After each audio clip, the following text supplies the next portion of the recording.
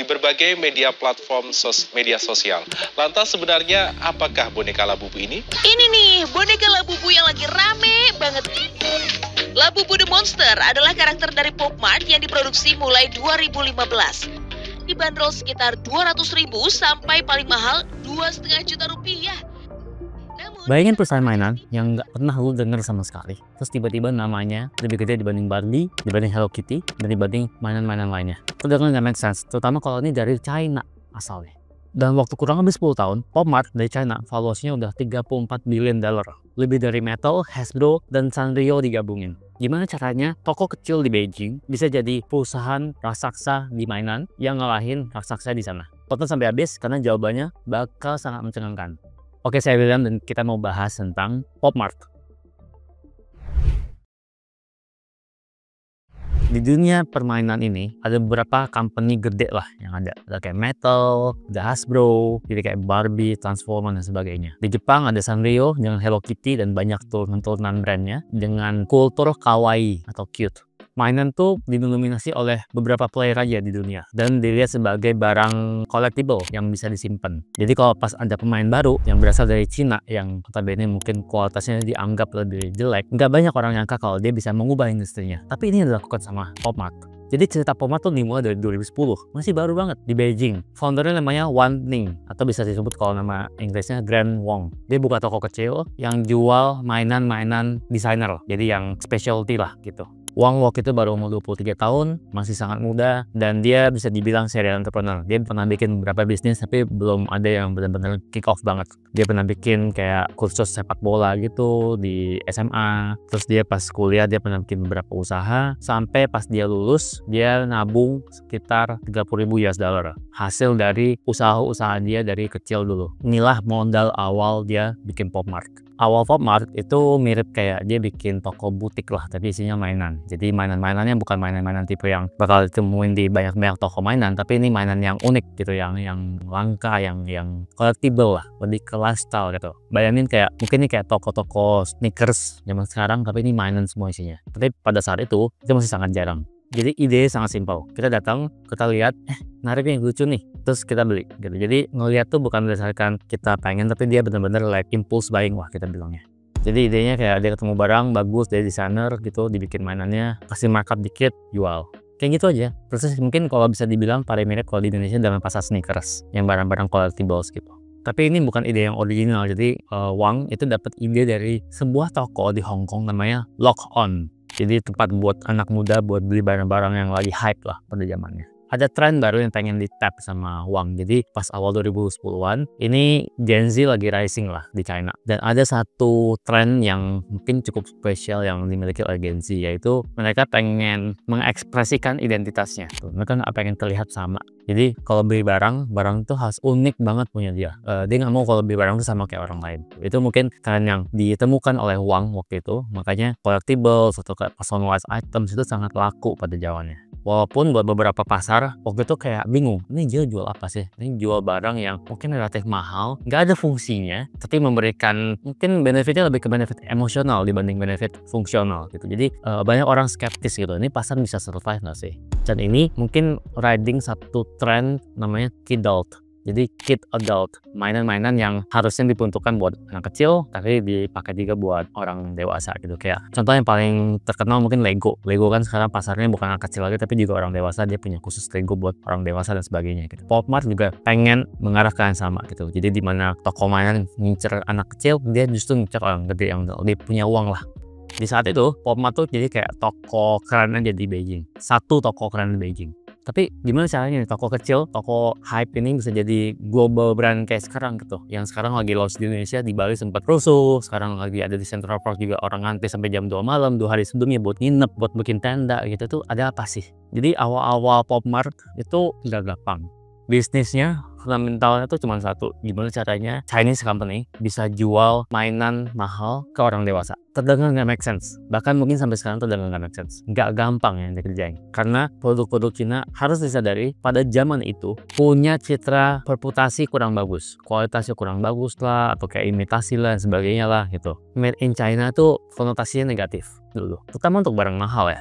Dan Wang itu target ke orang yang bukan secara umum beli mainan, bukan anak kecil, tapi mahasiswa dan orang yang baru kerja, young professional. Ini segmen yang lumayan unik nih, yang jarang gitu di target. Kenapa mereka harus beli mainan gitu? Bukan tipe anak kecil yang minta-minta orang tuanya kayak beli dong mainan, boneka segala macam gitu. Dia carinya justru orang dewasa yang emang pengkoleksi mainan-mainan tertentu. Jadi ini sangat niche sebenarnya dimulai. Di China ini punya nama tren khusus namanya Chaowan. Ini mungkin spellingnya kurang benar-benar banget, tapi tulisannya Chaowan. Artinya designer toys atau mainan yang didesain oleh desainer. Jadi yang unik gitu ya. Jadi ada artnya, bukan dibeli mainan dong, tapi art yang dipajang. Apakah dunia atau society menerima kalau kita bisa ngabisin duit buat mainan doang? Itu yang Wang berusaha lakukan di bisnisnya. Terus Wang mulai bikin kurang lebih sekitar 5 tahun, dia growth-nya sangat pelan. 2015 dia punya breakpoint. Jadi Wang fokus untuk menjadi toko, dia jual produk orang lain. Dia nggak punya sama sekali produksi waktu itu. Produk paling lakunya namanya Sony Angel, figur 8 cm dari Jepang yang jadi bestseller di Popmart. In fact, 1/3 revenue-nya toko itu jualan Sony Angel ini. Jadi Wang tahu nih, oh pasarnya pengen mainan-mainan yang cute. Tapi Wang punya kesulitan karena dia nggak punya produknya. Dia cuma distributor doang, dan setiap kali dia mau buka toko baru, dia perlu minta izin ke Sony Angel. Nggak bisa segampang itu. Jadi ini kayak momen persimpangannya Wang. Dia tahu datanya kayak gitu, dia punya limitasi dengan Sony Angel, dia ekspansi juga jadi sulit gitu. Dan Sony Angel ini dimiliki oleh Japanese company, IP-nya bukan dari China. Sampai satu titik Popmart mau expand, Sony Angel bilang nggak boleh karena Sony Angel takut orang lebih kenal Popmart-nya dibanding Sony Angel deh. Tiba-tiba toko Popmart stagnan nih, ada limit nih, dia nggak bisa grow nih. Dia ketemu tembok kalau dia nggak bisa expand tanpa punya produk sendiri. Kalau dia ngandelin produk orang lain terus, dia harus minta izin terus. Di saat yang bersamaan, walaupun emang Popmart pelan naiknya, Wang juga mulai agak khawatir kalau dia invest gede-gedean, ini trennya bakal lanjut nggak sih? Atau ini cuman bubble doang nih, bisa pecah kapanpun. Karena tipe-tipe collectible gini kan orang bosenan ya, nggak bisa sustain bertahan ya.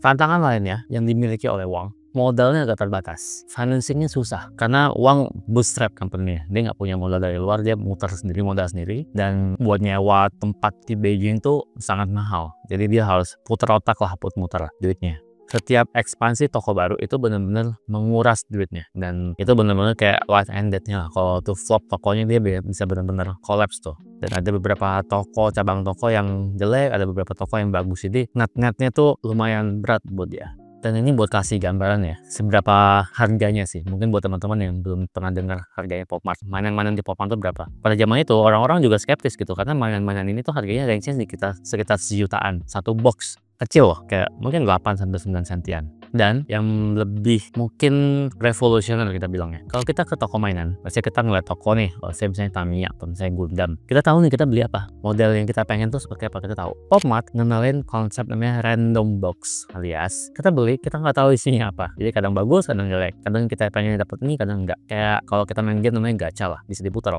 Ini sangat-sangat butuh waktu buat ngenalin ke konsumen, karena konsumen juga bakal bingung kayak kenapa harus beli tapi kotak random, gue pengen yang model ini gitu. Udah harganya mahal, modalnya kayak gitu. Jadi dia benar-benar mengincar pasar kolektor, tapi banyak sekali concern yang dia pasang di bisnisnya. Satu hal lagi yang bikin Popmart kesulitan pada zaman itu adalah designer toys. Kita tahu China ya. Ada satu barang bagus nih, designer toys naik. Yang muncul apa? Produk imitasi, ditiru gitu. Jadi knock off, imitasinya banyak banget, copycatnya banyak banget, yang mirip-mirip lah segala macam lah gitu. Karena mereka ngeliat, oh ini Popmart gede nih, kita bikin deh mirip-mirip gitu. Ngeliat nih kita bisa bikin produknya, kita bikin deh.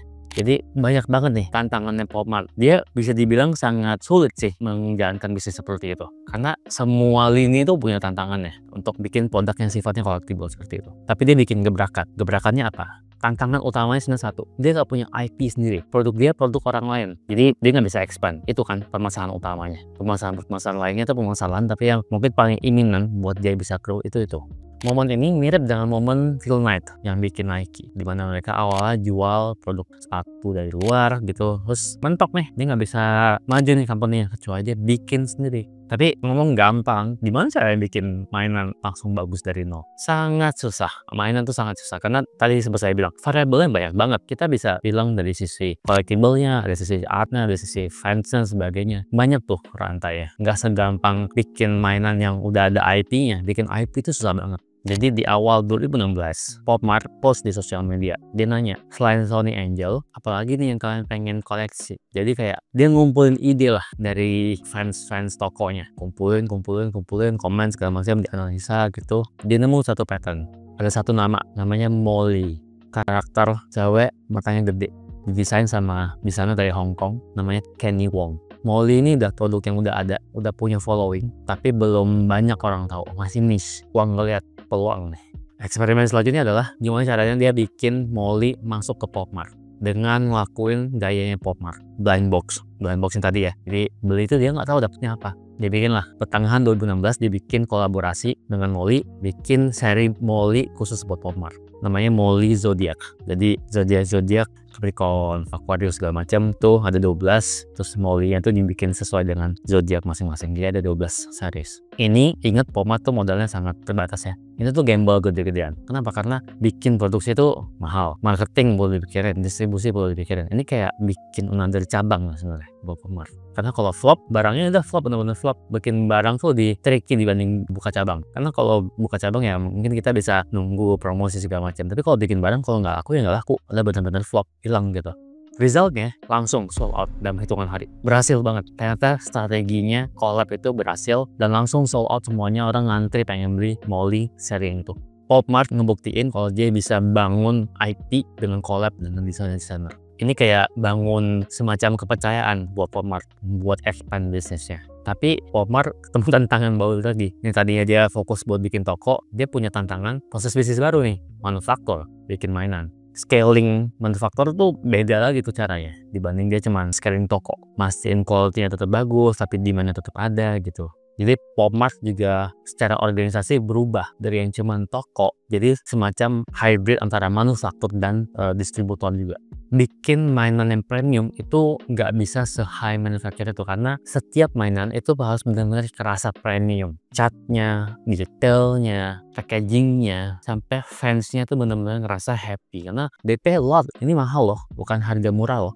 Jadi organisasi pun lumayan di stretch ini. Banyak yang dilakukan perubahan. Setelah 2016, PopMart ngejalanin banyak perubahan organisasi. Yang paling berubah adalah dia nggak mikir buka cabang, tapi dia buka kayak vending machine gitu. Isinya mainan PopMart, namanya Robot Shop. Jadi nggak perlu dijaga tokonya selalu hidup gitu. Orang tinggal beli doang langsung dapat PopMart. Dan dia harus distribusiin mainan, vending machine di China dan beberapa overseas market di luar China yang perlu dipikirin logistiknya. Ingat loh, Wang masih sangat muda di sini, belum 30 dan udah jadi CEO company yang terlalu gede buat dia dan harus delegasi tugas kerjaan yang sifatnya korporasi bukan toko lagi. Tahun 2018 dia masukin beberapa investor, salah satunya HSG Capital buat expand lebih gede lagi. Tapi di sini bawa pressure juga, investor pasti kasih pressure juga.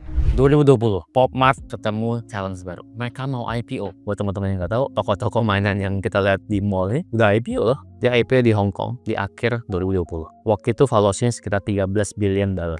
IPO ini fungsinya awalnya buat ekspansi ke global sebenarnya. Tapi banyak analis keuangan yang skeptis nih. Ini toko jual collectible emang dia bisa bertahan gitu. 2020 tren kalau teman-teman ingat lagi COVID segala macam, mungkin orang lagi naik lagi koleksi dan bener 2022 sahamnya turun.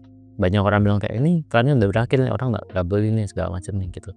Terlebih yang paling susah adalah pemerintah China udah mulai ngerasa bisnis model blind box nih kayak judi. Jadi di tahun 2021 pemerintah China melarang penjualan blind box ke anak di bawah umur 8 tahun. Singapura pasang limit berapa nominal value yang maksimal bisa dibeli di blind box. Banyak negara yang udah mulai mempertimbangkan hal yang sama karena ini udah kayak adiksi baru nih. Orang beli itu belum tentu dapat barang yang pengen lah. Jadi beli lagi. Kadang-kadang beli semuanya belum tentu dapat juga gitu. Jadi ini sesuatu yang perlu diregulasi sama pemerintah dan sudah diregulasi oleh beberapa pemerintah di dunia. Walaupun PopMart bilang ya kita bukan perusahaan judi gitu, kita perusahaan mainan. Tapi persepsinya adalah blind box yang bikin menarik.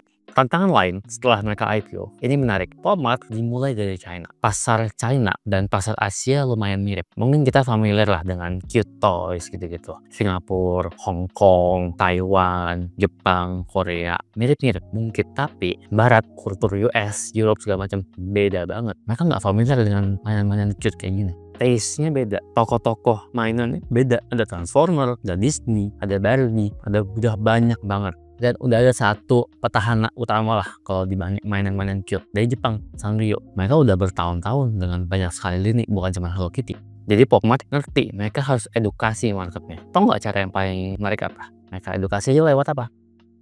TikTok.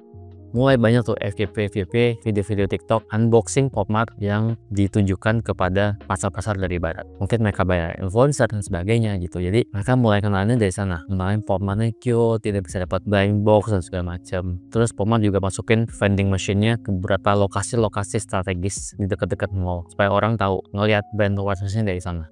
Jadi ada satu benang merah dari Popmart, yaitu mereka nggak pernah nyerah. Mereka tahu tantangan tuh ada terus dan nggak bakal pernah beres. Setiap kali mereka grow selalu ada tantangan, tapi ini yang bikin mereka tetap inovasi.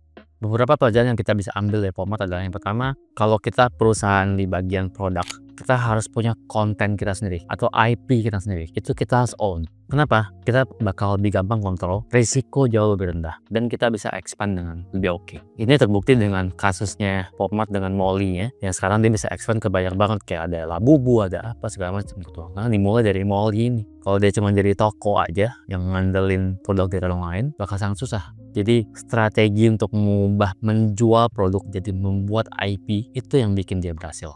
Dan Popmart juga ketemu formula flywheel-nya buat bikin produk. Pertama dia harus ketemu dulu karakter yang bagus, yang menarik, yang orang udah punya fans, bikin story-nya sama produknya, bikin buzz di internet lewat limited edition, special release dan sebagainya. Terus scale distribusinya. 4 ini flywheel yang dilakukan sama Popmart terus-menerus sebenarnya. Jadi formulanya itu sebenarnya itu doang. Jadi sekarang Popmart udah punya banyak sekali portofolio brand kita bisa bilangnya. Kayak School Panda, Dimo, Paki, dan Labubu. Popmart juga bisa dibilang mengenalkan konsep, karena Jepang udah punya konsep kawaii, cute. Dia punya konsep namanya ugly cute. Jadi mainannya tuh jelek tapi cute gitu. Ini sesuatu yang dia berusaha compete dengan Sanrio dan akhirnya nemu identitas mereka sendiri. Ugly cute toys. Kuncinya apa sih punya banyak brand kayak gini? Dia kerjasama dengan banyak sekali kreator dan desainer dan artis. Dia kerjasama dengan artis berbagai dunia. Dan yang menarik adalah dibanding Popmart-nya yang terus-menerus muncul, dia juga munculin artisnya. Kenapa? Ini jadi story-nya. Story bahwa Popmart ini support artis dan sebagainya. Jadi Popmart tuh nggak malu untuk mengenalin artisnya siapa. Dia bikin IP-nya bareng-bareng artisnya. Itu menarik banget. Lalu poin yang kita bisa pelajari dari Popmart adalah dia tuh nggak jual mainan loh. Mungkin teman-teman salah di sini. Dia tuh nggak jual mainan. Dia tuh jual feeling yang kita dapetin saat kita beli mainannya.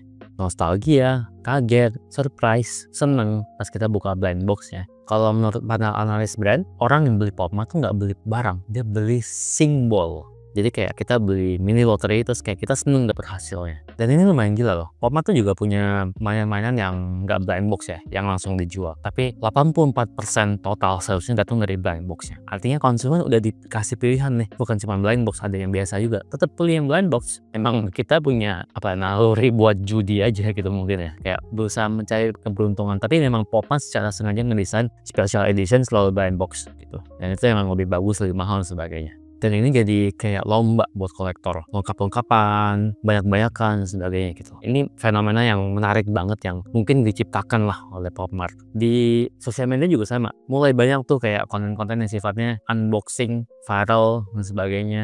Itu jadi kayak growth engine gitu buat Popmart.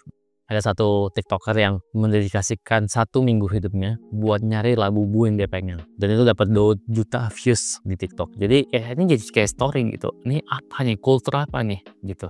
Karena Popmart tahu dia bukan jual barang, dia jual experience, dia jual feeling. Experience-nya tuh benar-benar dikeras dengan sangat bagus. Dia bukan cuma jual produk. Jadi dia tokonya, kalau teman-teman di Indonesia cari di Jakarta, toko-toko Popmart, feel-nya udah kayak toko sendiri, toko kayak Disney gitu. Nggak kerasa kayak orang jual mainan doang. Ada timnya.